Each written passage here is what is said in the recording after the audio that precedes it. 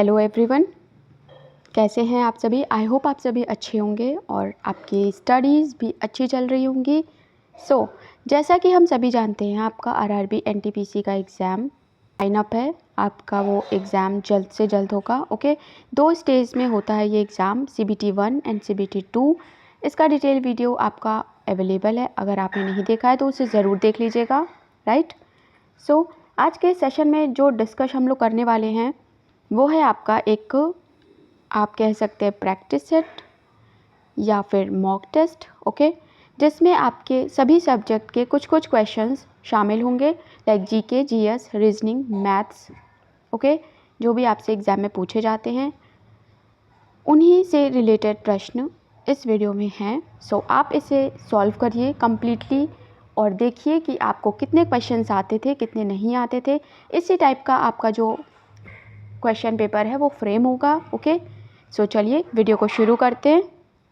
Question number 1 है, मदन मोहन मालवीय का नाम निम्नलिखित में से किस संस्था से जुड़ा है। ऑप्शंस हैं आपके, बनारस हिंदू यूनिवर्सिटी यानी बनारस हिंदू विश्वविद्यालय, Mohammedan Anglo oriental college, fort William college या फिर हिंदू कॉलेज। मदन मोहन मालवीय का नाम किस संस्था से जुड़ा है, आपको बताना है।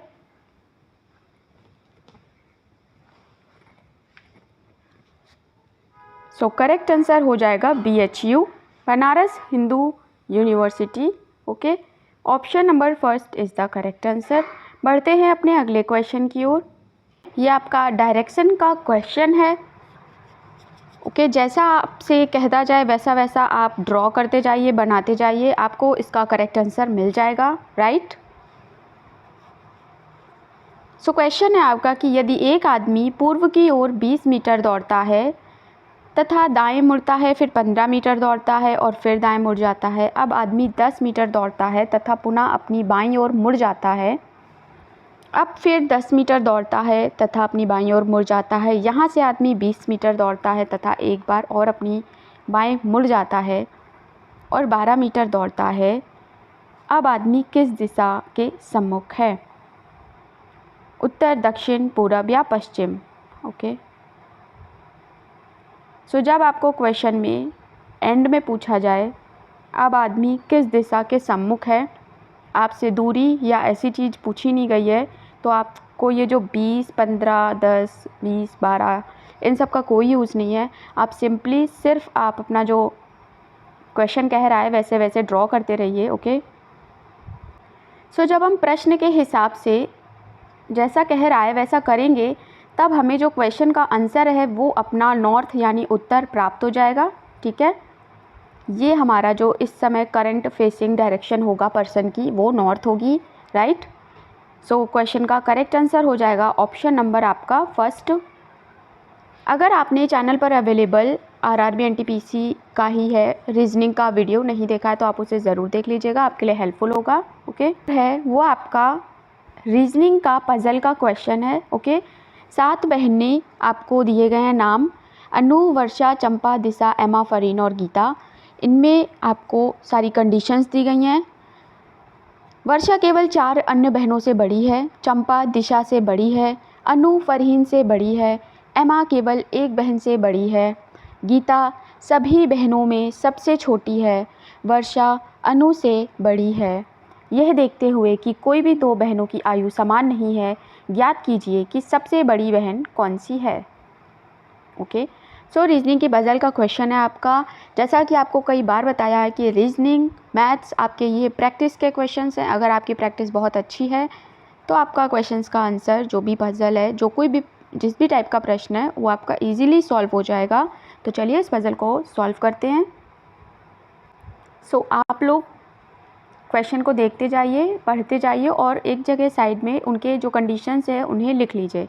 ठीक है, जैसे 7 सिस्टर्स हैं तो 7 नंबरिंग कर लो, 1 2 3 4 5 6 और 7। ओके, तो सबसे पहली कंडीशन है कि वर्षा केवल 4 अन्य बहनों से बड़ी है, बाकी सबसे छोटी है। तो वर्षा केवल 4 बहनों से हमारी बड़ी हो जाएगी, बाकी सबसे छोटी। तो वर्षा के नीचे 1 2 3 4 बहनें हमारी हो गई। ठीक है, अगली है कि चंपा दिशा से बड़ी है, तो यहाँ पर कहीं हम लोग लिख लो चंपा दिशा से, ये दिशा छोटी हो गई, चंपा बड़ी हो गई। ओके। अगली कंडीशन है कि अनु फरहीन से बड़ी है। ओके, अनु फरहीन से बड़ी है। एमा केवल एक बहन से बड़ी है, यानी बाकी सबसे छोटी है, तो केवल एक बहन से बड़ी है यानी एमा यहाँ कहीं होगी। ओके, आप देख लीजिएगा, बाकी एक बहन इससे छोटी है, बाकियों से ये मतलब एक बहन से एमा बड़ी है, बाकी सबसे छोटी है। अगला लाइन है, अगला स्टेटमेंट है कि गीता सभी बहनों में सबसे छोटी है, तो गीता की जो पोजीशन है वो फिक्स हो गई है, सभी बहनों में सबसे छोटी। ओके। नेक्स्ट लाइन है कि वर्षा अनु से बड़ी है, यानी अनु की जो ये कंडीशन हम लोगों ने बनाई थी, तो वर्षा कहीं बड़ी है, ये लाइज करती है। ठीक है। सो अब हमारे पास 2 प्लेस तो ये बची और 2 प्लेस ये बची। एक कंडीशन है जो हमें ये फिक्स करा रही है कि चंपा दिशा और अनु फरहीन को कहाँ बैठा लें, और वो है वर्षा। ठीक है, क्योंकि वर्षा अनु से बड़ी है, इसलिए जो हमारा अनु और फरहीन का जो ये पेयर है, इसको यहाँ आप फिक्स कर दें। ओके, हिंदी इंग्लिश में आप बिल्कुल भी कंफ्यूज ना हो, आप अपना देख लीजिए। राइट, और चंपा और दिशा इनको ऊपर ही बिठा दें, यहाँ पर ये रही दिशा और ये रहे चंपा। ओके, अब चलते हैं प्रश्न की ओर। आपसे प्रश्न क्या पूछा गया है? प्रश्न पूछा है कि ज्ञात कीजिए सबसे बड़ी बहन कौन है।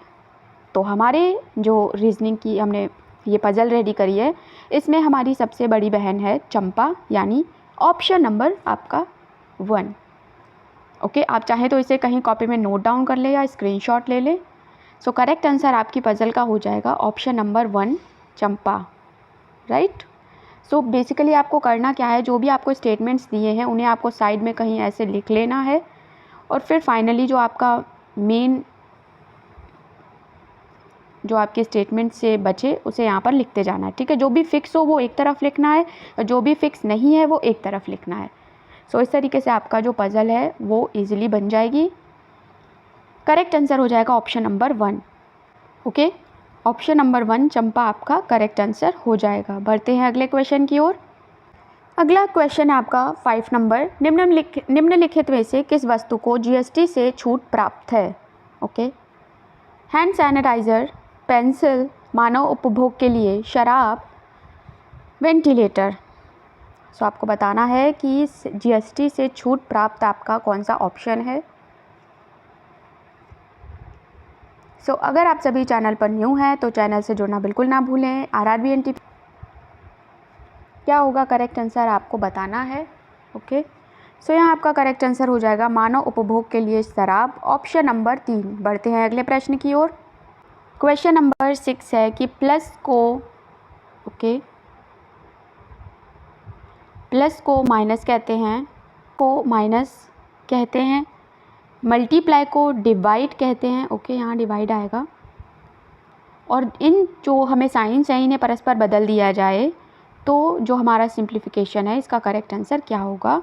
36 divide by 7 minus 240 into 6 plus 11। Solve करने पे हमें क्या मिलेगा? सिंपली आपको प्लस की जगह माइनस और मल्टीप्लाई की जगह डिवाइड का साइन कर देना है।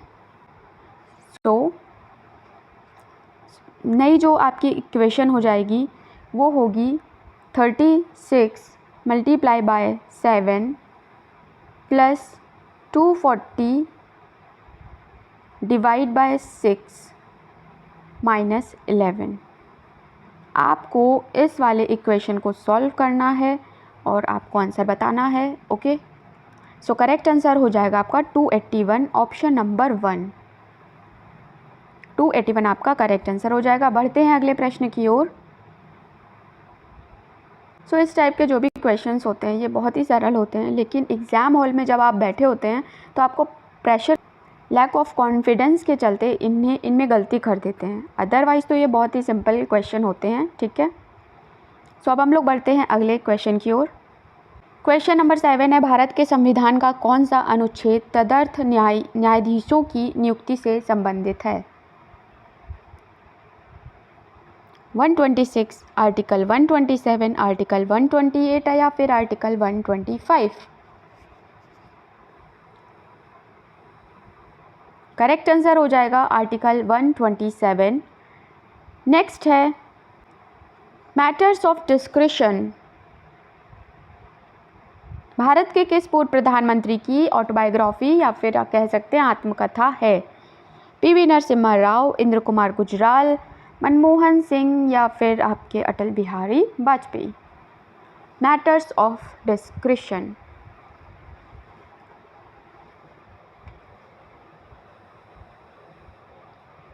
सो करेक्ट आंसर हो जाएगा option number 2, Inder Kumar Gujral. Okay, अगला है क्वेश्चन नंबर 9 है, अंतरिक्ष अनुप्रयोग केंद्र भारत के निम्नलिखित में से किस शहर में स्थित है? अहमदाबाद, बेंगलोर, मुंबई, विशाखापट्टनम? अंतरिक्ष अनुप्रयोग केंद्र भारत के निम्नलिखित में से किस शहर में स्थित है? सो करेक्ट आंसर हो जाएगा ऑप्शन नंबर 1। कमेंट में आप सभी बताइएगा कि इसरो जो हेडक्वार्टर है उसका वो कहाँ स्थित है। ओके, नेक्स्ट है क्वेश्चन नंबर 10 है, निम्नलिखित में से कौन शुंग वंश का संस्थापक था जिसने अंतिम मौर्य सम्राट की हत्या कर अपना राज्य स्थापित किया था? ऑप्शन है आपके देवभूति, पुष्यमित्र, भागभद्र या फिर अग्निमित्र? सो क्या होगा करेक्ट ऑप्शन? ओके, सो बात करें अगर पुष्यमित्र शुंग की, तो आपके ये मौर्य सम्राट जब था तब ये सेनापति के तौर पर वहाँ पर थे। बाद में इन्होंने मौर्य सम्राट की हत्या करके खुद ही राजा बन गए और शुंग वंश संस्थापक बन गए। ओके, सेकंड ऑप्शन आपका करेक्ट आंसर हो जाएगा। नेक्स्ट है क्वेश्चन है कि क्रांतिकारी नायक अशफाक उल्लाह खान को सजा सुनाई गई थी किस इंसिडेंट के लिए? सैंडर्स की हत्या, चौरी चौरा पुलिस स्टेशन को जलाने, काकोरी ट्रेन डकैती, अलीपुर षड्यंत्र मामले में? सो काकोरी इंसिडेंट आपका 9 अगस्त 1925 को हुआ था। काकोरी आपका लखनऊ के पास एक गांव है, ओके, टाउन है। सो जो भी लोग थे अशफाक उल्लाह खान, इनको फांसी की सज़ा दी गई थी और बचे हुए लोग थे उनको आजीवन कारावास की सज़ा भी दी गई थी। सो ऑप्शन नंबर 3 आपका करेक्ट आंसर है। नेक्स्ट है क्वेश्चन नंबर 12 है, भारतीय संविधान में पहला संशोधन कब किया गया था? वर्ष 1951, वर्ष 1953, 1952 या फिर 1950?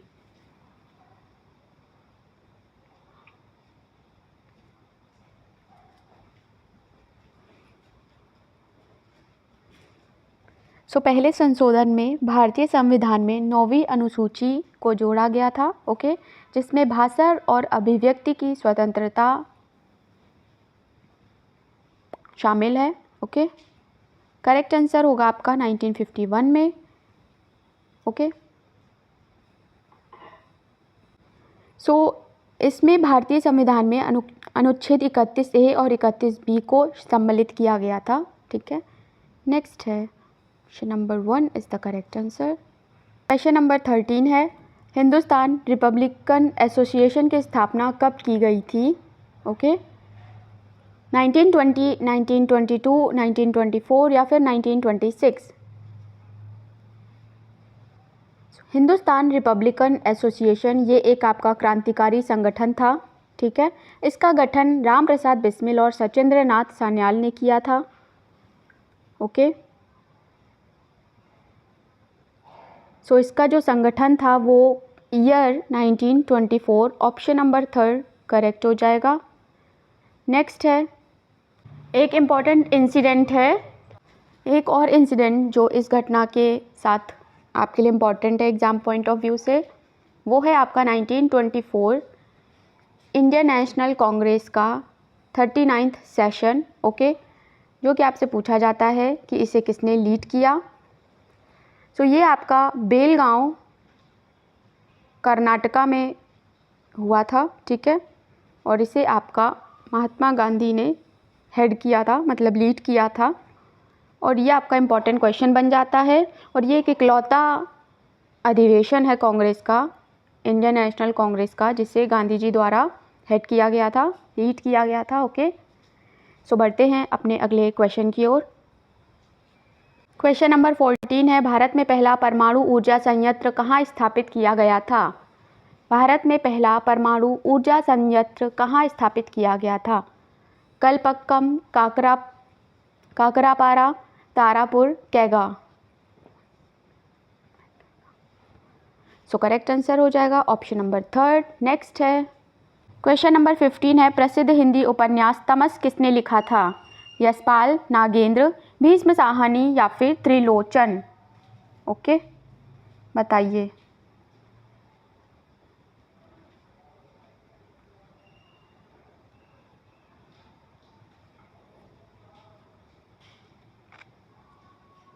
सो करेक्ट आंसर हो जाएगा Bhishma Sahni, option number 3। Next है क्वेश्चन नंबर 16 है, एक छोटी कंपनी में महिला कर्मचारी और पुरुष कर्मचारी का जो रेशियो है, अनुपात आपको 2:3 दिया गया है।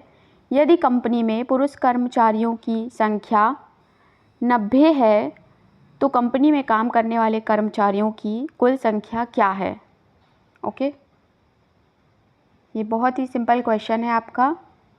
आपको फीमेल और मेल का रेशियो दे दिया गया है 2:3, राइट। आपको बोला गया है कि जो पुरुष हैं उनकी संख्या 90 है, यानी 3 वाली वैल्यू आपकी बराबर है 9 के, तो यहाँ से आप 1 वाली वैल्यू निकाल लीजिए। 1 वाली वैल्यू बराबर हो जाएगी 30 के, अनुपात में टोटल जोड़ दीजिए, टोटल हमारे हैं 5 और हमारी 1 वाली वैल्यू है 30, तो 5 बराबर 150 के, यानी टोटल जो कर्मचारी हैं वो आपके 150 हो जाएंगे, ठीक है। सिंपल था। मेल फीमेल का रेशियो आपको दिया है 2:3, ओके। 3 वाली वैल्यू आपको दी गई है 90 के बराबर, तो 1 वाली हम निकाल लेंगे, 1 वाली वैल्यू 30 के बराबर हो जाएगी। टोटल हमें निकालना है, तो टोटल हमारा 5 है, 5 बराबर हो जाएगा 150 के। सिंपल था, फर्स्ट ऑप्शन करेक्ट आंसर हो जाएगा। बढ़ते हैं अगले प्रश्न की ओर। नंबर 17 है, कौन सा उद्योग चूना पत्थर को कच्चे माल के रूप में उपयोग करता है? प्लास्टिक, ऑटोमोबाइल, बर्तन या फिर cement?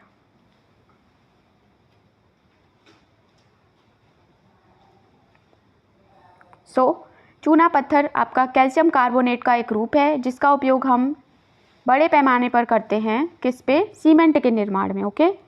Option number 4 is the correct answer. Next है, नेक्स्ट क्वेश्चन आपका है, एक व्यवसायी 20 वस्तुएं खरीदता है जिनका क्रय मूल्य 15 वस्तुओं के विक्रय मूल्य के बराबर है, ओके। व्यवसायी का लाभ या हानि प्रतिशत बताइए, ओके।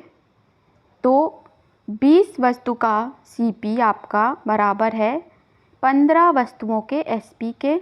यहाँ से आपको एसपी और सीपी का एक रेशियो पता चल जाएगा, ठीक है। एसपी और सीपी का रेशियो हो जाएगा आपका 20/15, राइट। और लाभ प्रतिशत का फॉर्मूला हम सभी को पता है, लाभ बटे क्रय मूल्य गुणे 100, यानी प्रॉफिट होगा 5 का, किस पे? 15 पे, प्रतिशत के लिए गुणे 100 कर देंगे। करेक्ट आंसर हो जाएगा सॉल्व करने पे 5 3 जा 15, 100/3 बराबर होता है 33.33% का प्रॉफिट, ओके। सिंपल क्वेश्चन था आपका प्रॉफिट लॉस का। बढ़ते हैं अपने नेक्स्ट क्वेश्चन की ओर। कोई भी डाउट हो तो आप कमेंट सेक्शन में बताइएगा या फिर आप वीडियो को थोड़ा सा पीछे करके फिर से देख लीजिएगा, आपको आ जाएगा। बहुत सिंपल था। अगला, सांची स्तूप का निर्माण किसने करवाया था? अशोक, चाणक्य, बिंदुसार या फिर चंद्रगुप्त? सो करेक्ट आंसर हो जाएगा आपका अशोक, ओके। सांची स्तूप का निर्माण अशोक के द्वारा करवाया गया था। ये आपका मध्य प्रदेश के रायसेन जिले में स्थित है। भारत की सबसे पुरानी पत्थर की संरचना है ये आपकी, ओके, और इसे आपका यूनेस्को के विश्व धरोहर में शामिल है ये, ओके। बढ़ते हैं अपने अगले प्रश्न की ओर। क्वेश्चन नंबर 21 है कि कहा जाता है कि भारत का पहला राष्ट्रीय ध्वज 1906 में कहाँ पर फहराया गया था, okay, question mark. Patna, Kolkata, new Delhi या फिर अहमदाबाद, ओके। सो आपका जो पहली बार हमारा जो राष्ट्रीय ध्वज है उसे 7 अगस्त 1906 को फहराया गया था, ठीक है। बात करें इसके कलर की तो ध्वज लाल, पीले और हरे रंग के 3 क्षैतिज पट्टियों से बना था, ओके। इसे आपका कोलकाता के ग्रीन पार्क या पारसी बागान स्क्वायर ग्रीन पार्क में फहराया गया था, ठीक है। यह आपका हो जाएगा करेक्ट आंसर। बात करें अगर दूसरा झंडा, तो दूसरी बार हमारा नेशनल फ्लैग मैडम कामा द्वारा फहराया गया था, इम्पॉर्टेंट है। आपसे थर्ड टाइम भी पूछा जाता है तो तीसरा जो झंडा था वो 1917 में फहराया गया था, ओके। सो आज का जो हमारा झंडा है उसे 1931 में हमारे राष्ट्रीय ध्वज के रूप में तिरंगे झंडे को अपनाते हुए एक प्रस्ताव पारित किया गया था और 22 जुलाई 1947 को संविधान सभा ने राष्ट्रीय ध्वज को एक्सेप्ट कर लिया था, अपना लिया था, ठीक है। हमारा जो राष्ट्रीय ध्वज है वो आयताकार होता है। डिटेल में एक वीडियो अवेलेबल है चैनल पर, आप उसे ज़रूर देख लीजिएगा, आपको एक एक पॉइंट क्लियर हो जाएंगे। बढ़ते हैं अपने अगले क्वेश्चन की ओर। बनाए गए लेज़र को हटाने के लिए कीबोर्ड कमांड क्या है, ओके। सो आपको बताना है, ये आपका ऑप्शन नंबर 1 है Alt+D, Ctrl+D, Shift+D या फिर Alt+F2, ओके। सो Alt+D बनाए गए लेज़र को हटाने के लिए उपयोग किया जाने वाला कमांड है। ऑप्शन नंबर 1 आपका करेक्ट आंसर हो जाएगा, ओके। आपसे ये एक कंप्यूटर का क्वेश्चन था, आपसे पूछा गया था, ठीक है, सिंपल था। ऑप्शन नंबर 1 आपका करेक्ट आंसर हो जाएगा। नेक्स्ट है, प्रथम पंचवर्षीय योजना का मुख्य फोकस किस पर था, ओके। आपको बताना है सेवा क्षेत्र पर, कृषि और औद्योगिक क्षेत्र पर, कृषि क्षेत्र पर या फिर औद्योगिक क्षेत्र पर। भारत में प्रथम पंचवर्षीय योजना आपकी 1951 से 1956 के बीच में एक्टिव थी, ओके। यह योजना आपकी हैरोल्ड डोमर मॉडल पर बेस्ड थी, आधारित थी, ठीक है। और इस योजना को आपका लीड जो प्राथमिकता दी गई थी वो दी गई थी कृषि क्षेत्र पर, ठीक है। थर्ड ऑप्शन करेक्ट आंसर हो जाएगा। इसी तरह आपसे पूछा जा सकता है कि द्वितीय पंचवर्षीय योजना में किस पर फोकस किया गया था, तो वो था आपका औद्योगिक विकास, ओके। नेक्स्ट आपसे पूछा जा सकता है पांचवी पंचवर्षीय योजना में ये जो औद्योगिक क्षेत्र है ये आपका सेकेंड 5 ईयर प्लान का हिस्सा थी, ठीक है, इस पे फोकस किया गया था। कृषि और उद्योग ये आपका था 5th 5 ईयर प्लान में, ठीक है। सो इस तरीके से आपका ये एक इकोनॉमी से रिलेटेड क्वेश्चन बन जाता है। बढ़ते हैं अपने नेक्स्ट क्वेश्चन की ओर। क्वेश्चन है कि भारत में पहली बार किस वर्ष ओलंपिक खेलों में भाग लिया था। भारत ने पहली बार किस साल ओलंपिक खेलों में भाग लिया था, 1900, 1925, 1923 या फिर 1924, ओके। सो करेक्ट आंसर क्या होगा बताना है आपको।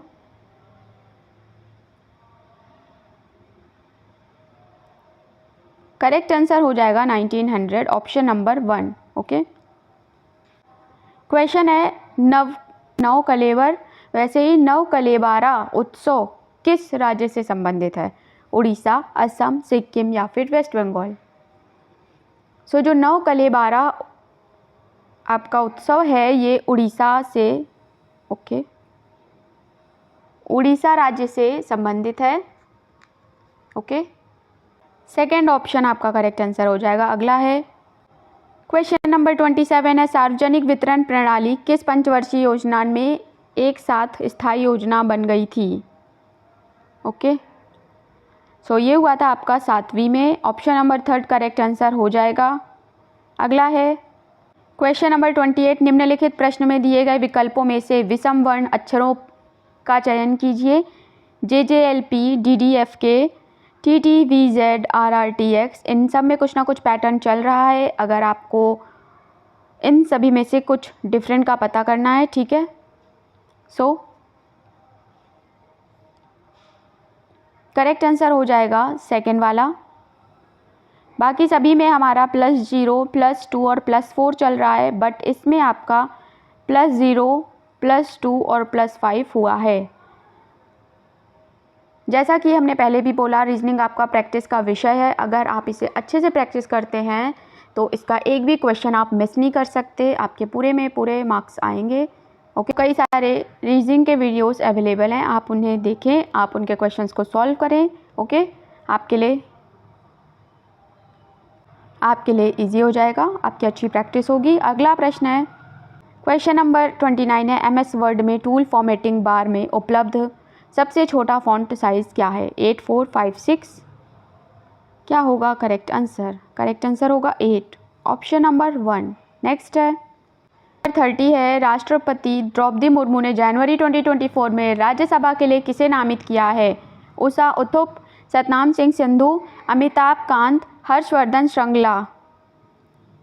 सो करेक्ट आंसर हो जाएगा ऑप्शन नंबर 2। क्वेश्चन नंबर 31 है, वृद्धि हार्मोन किस ग्रंथि द्वारा स्रावित होता है? पीनियल ग्लैंड, पीयूष ग्रंथि, हाइपोथैलेमस, अधिवृक्क ग्रंथि। ओके, आपको बताना है कि क्या होगा करेक्ट आंसर। सो आपका करेक्ट आंसर हो जाएगा पीयूष ग्रंथि, जिसे हम पिट्यूटरी ग्लैंड भी कहते हैं। ओके, वृद्धि हार्मोन आपका इससे रक्त प्रवाह में प्रवाहित और स्रावित होता है। नेक्स्ट हम लोग बात कर ले अगर आपके पीनियल ग्रंथि की, तो पीनियल ग्रंथि मानव मस्तिष्क यानी ब्रेन के मध्य एरिया में यानी मिडिल पार्ट में स्थित होती है और यह शरीर में मेलाटोनिन का उत्पादन करती है। नेक्स्ट है हमारा, इसे हम लोग हार्मोन का ड्रैकुला भी कहते हैं, पीनियल ग्लैंड को। ठीक है, अगला है हाइपोथैलेमस। तो हाइपोथैलेमस पीयूष ग्रंथि के साथ काम करता है, जो शरीर के चारों ओर कुछ इम्पॉर्टेंट हार्मोन, महत्वपूर्ण हार्मोन बनाने में हेल्प करता है। नेक्स्ट है अधिवृक्क ग्रंथि यानी एड्रिनल ग्लैंड। तो एड्रिनल हार्मोन मेडुला के केंद्र में आपका ये स्रावित होता है। ठीक है, ये इमरजेंसी में आपका स्रावित होता है, जब भी आप किसी फ्लाइट और फाइट सिचुएशन में होते हैं तब आपका ये रिलीज होता है। नेक्स्ट है अगला क्वेश्चन, करेक्ट आंसर होगा ऑप्शन नंबर 2। नेक्स्ट क्वेश्चन है कि पश्तो भाषा भारत के निम्नलिखित में किस पड़ोसी देश में बोली जाती है? सो करेक्ट आंसर हो जाएगा ऑप्शन नंबर 3, अफगानिस्तान और पाकिस्तान में। ठीक है, पश्तो एक ईरानी भाषा है और ये इन्हीं दोनों जगह पर मुख्य रूप से बोली जाती है। नेक्स्ट है the God of small things उपन्यास के लेखक कौन है? बहुत इंपॉर्टेंट लेकिन बहुत ही सिंपल क्वेश्चन है। इसके नॉवेल के जो लेखक हैं वो हैं Arundhati Roy. Second option is the correct answer. Next है अगला क्वेश्चन आपका सिलोजिज्म से संबंधित है, यानी रीजनिंग का ये क्वेश्चन है। आपको कथन दिया है, निष्कर्ष दिया है और इसके अकॉर्डिंग ही आपको ऑप्शन का चयन करना है। ओके, सो आपका जो स्टेटमेंट है, पहला है कि कुछ चावल सलाद हैं। ठीक है, नेक्स्ट है सभी सलाद टेबल हैं, आपको बताना है। सो इस तरीके से हम इसका जो वेन डायग्राम है उसे ड्रॉ कर लेंगे। कुछ आपके चावल सलाद हैं, ठीक है, कुछ चावल सलाद हैं, सभी सलाद टेबल हैं। आपको कंक्लूज़न पूछा है कि निष्कर्ष पहला, कुछ चावल टेबल हैं तो कुछ चावल टेबल हैं, है करेक्ट हो जाएगा ये स्टेटमेंट कंक्लूज़न। सेकंड आपसे कह रहा है कि कोई सलाद चावल नहीं है, तो ये तो गलत बात हो गई। सीधे सीधे हमें दिख रहा है कि सलाद और चावल में रिलेशन है, ठीक है, तो ये गलत हो जाएगा। अगला है हमारा, कुछ टेबल सलाद हैं, तो कुछ टेबल सलाद हैं, क्योंकि सभी सलाद हमारा टेबल का हिस्सा है तो कुछ टेबल सलाद ऑब्वियसली होंगे, यानी थर्ड वाला करेक्ट है। ऑप्शन नंबर आपका जहाँ फर्स्ट एंड थर्ड होगा वो आपका सही हो जाएगा, जो कि हमें मिल रहा है ऑप्शन नंबर 4 में। ओके, सो ये आपका हो जाएगा option number 4 is the correct answer. बढ़ते हैं अगले प्रश्न की ओर।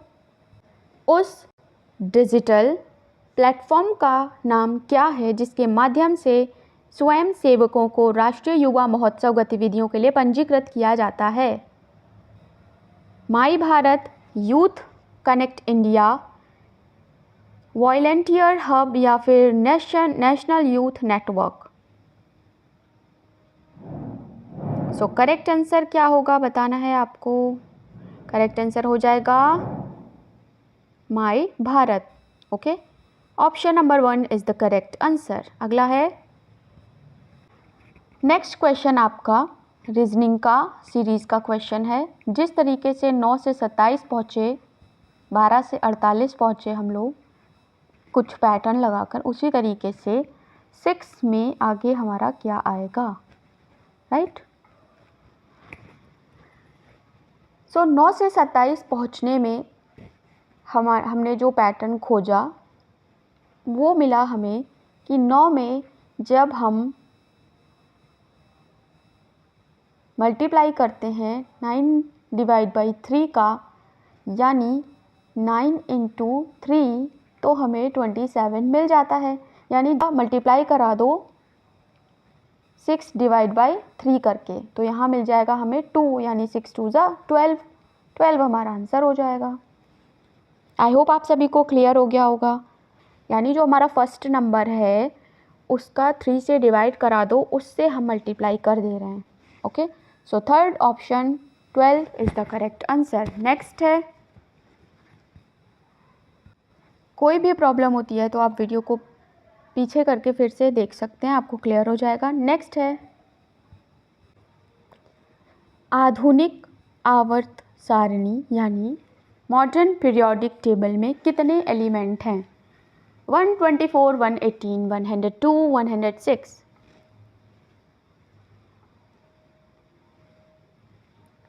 सो करेक्ट आंसर हो जाएगा 118। Okay, second option is the correct answer. अगला है, जेलेपला दर्रा कहाँ स्थित है? जेलेपला दर्रा पंजाब हिमालय, सिक्किम हिमालय, कुमाऊं हिमालय, कश्मीर हिमालय।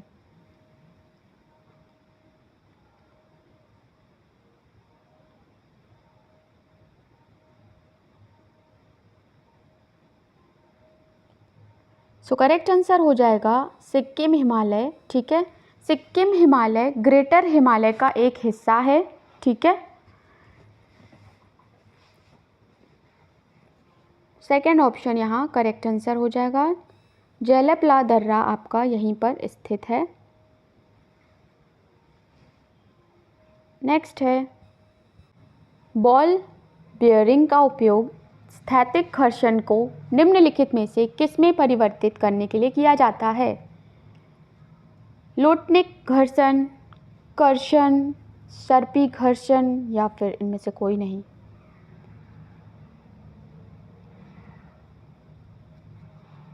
बॉल बेयरिंग के रूप में जाना जाने वाला एक उपकरण, ओके, जिसका आपका करेक्ट आंसर हो जाएगा फर्स्ट, लोटनिक घर्षण।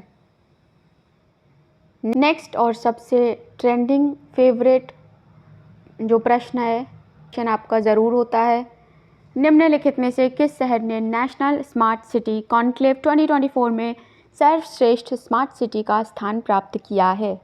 जितना ये प्रश्न एग्जामिनर का फेवरेट है उतना ही सिंपल इसका आंसर है।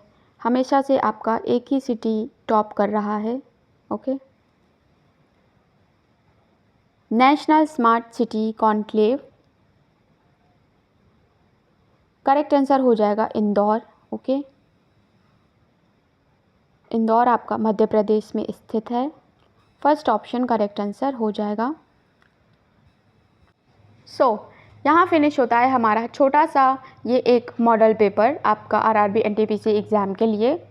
इसमें आपके 40 क्वेश्चंस थे, जिसमें कि आपके कितने क्वेश्चन सही हुए, कितने आपको नहीं आते थे, कितने आपको टफ़ लगे, कमेंट सेक्शन में ज़रूर बताइएगा। मिलते हैं नेक्स्ट वीडियो में। Thanks for watching.